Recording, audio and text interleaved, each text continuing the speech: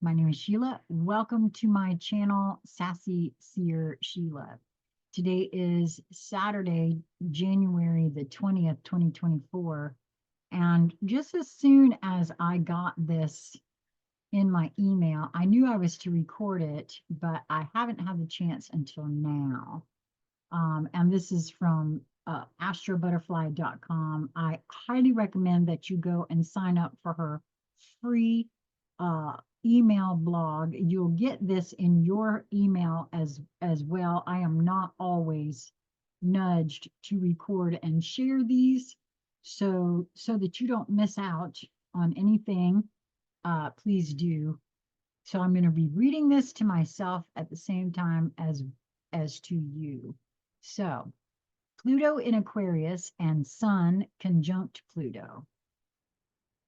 On January 20th, January 21st, 2024, we have some big transits happening.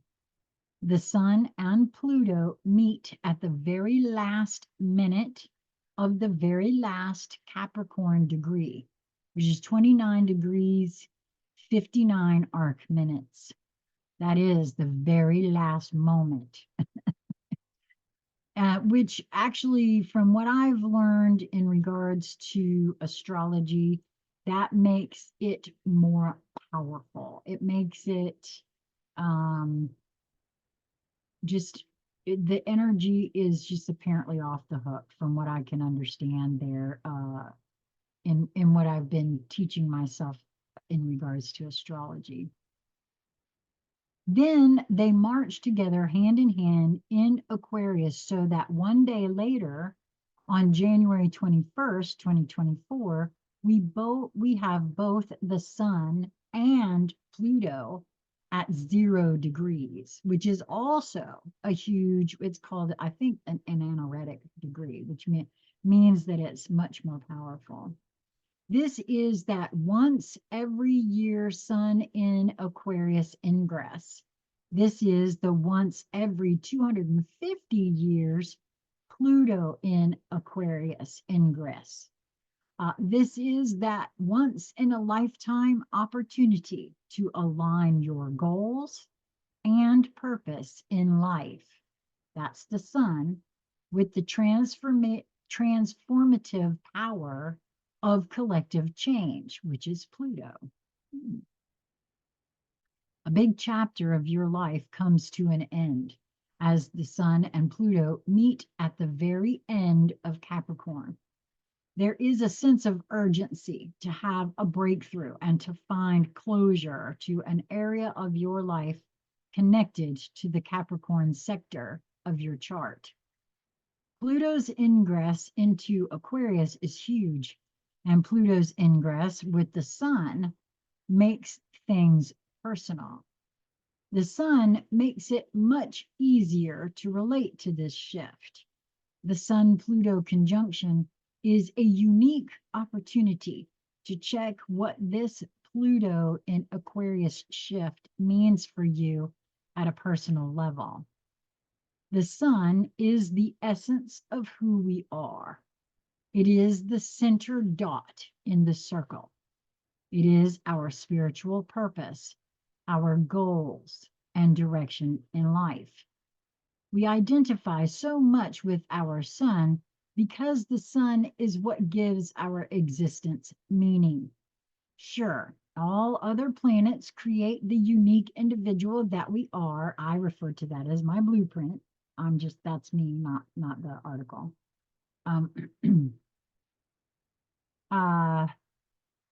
We identify so much with our Sun because the Sun gives our existence meaning.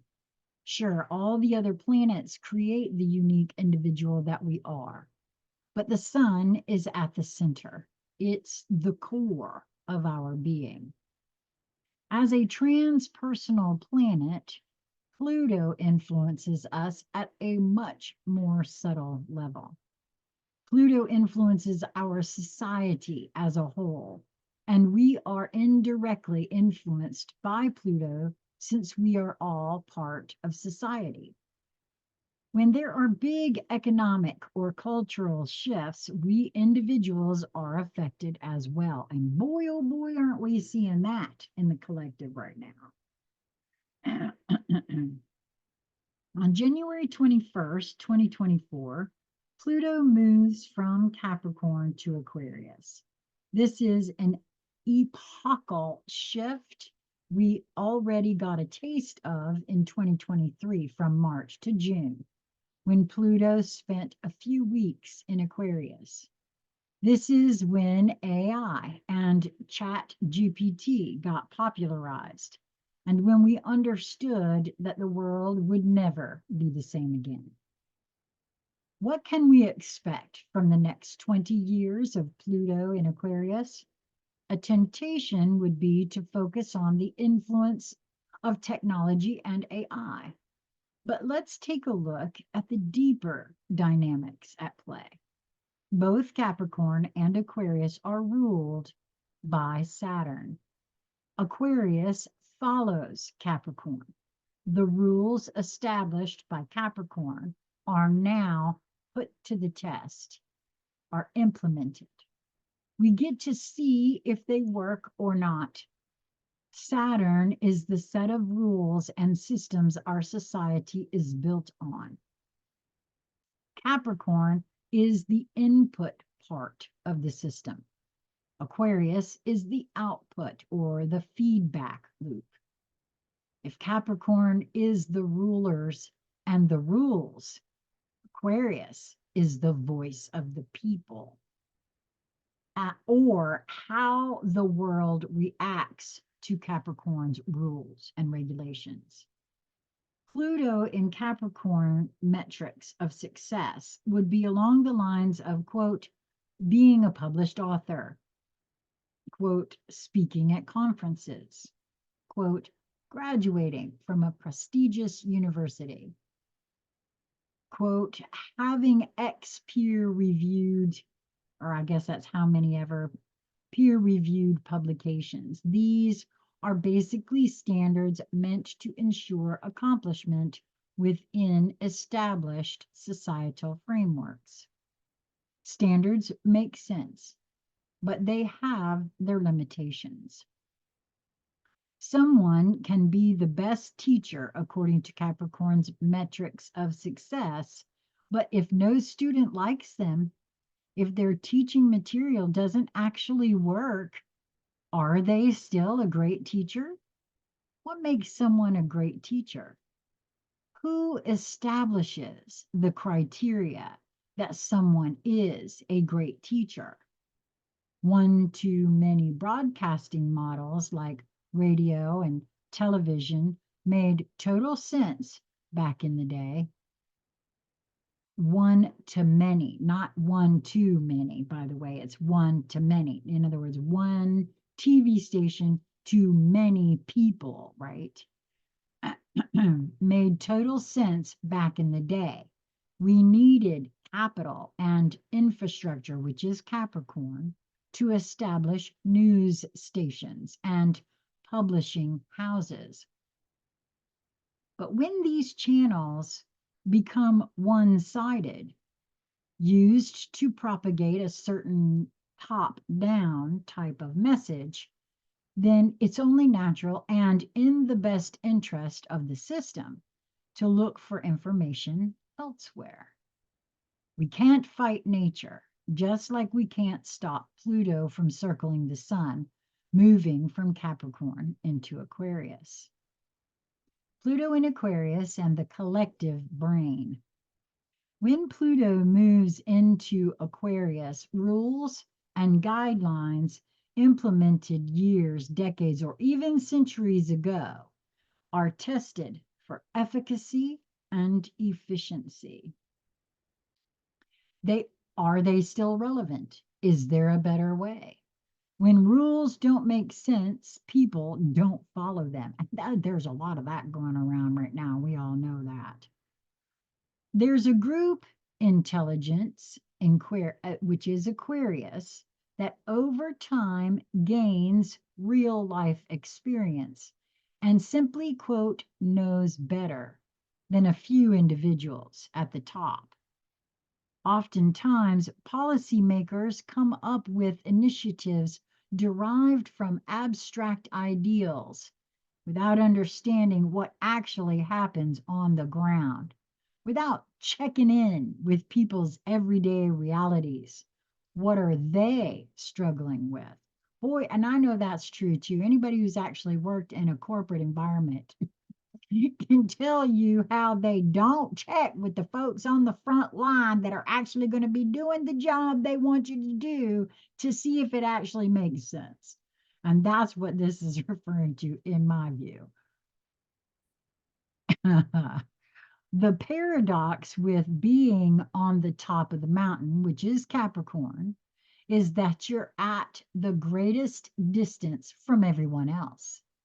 When you're on the top of the mountain, you can no longer see or hear what's happening at the ground level. And of course, it's easy to relate to this metaphor when we think of institutions or people of authority, like I was just sharing.